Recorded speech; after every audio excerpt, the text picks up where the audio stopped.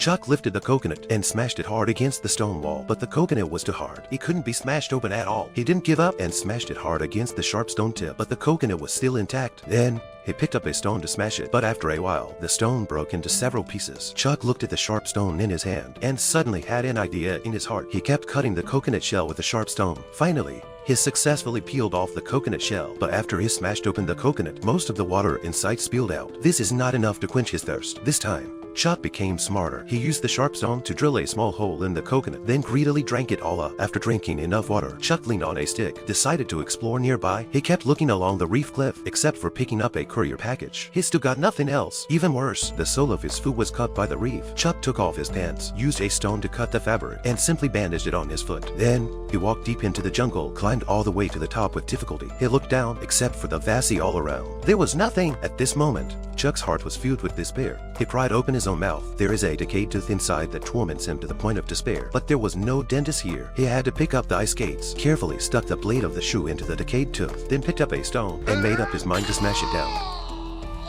That intense pain made him lose consciousness instantly. After waking up, Chuck planned to open his courier packages. He opened them one by one. There was a volleyball, ice skates, and a dress. But when it came to the last courier package, he hesitated. This was his last hope. He gently put it down, decided to deal with the current predicament first. Chuck used the blade of the ice skates to cut the clothes, did a simple bandage for the wound, then made a simple fishing net with the lace of the dress, but only caught a small fish. He used the ice skates to sharpen the wooden stick, successfully caught a crab, but facing raw food, he hesitated. In order to have cooked food, Chuck began to try to make fire by drilling wood. He worked hard from day to night, but still no sparks were seen. But he didn't give up, continued to rub the wood. Finally, a faint white smoke rose from the wood. Chuck excitedly crouched down and blew. The next second, a flame really ignited. He finally succeeded.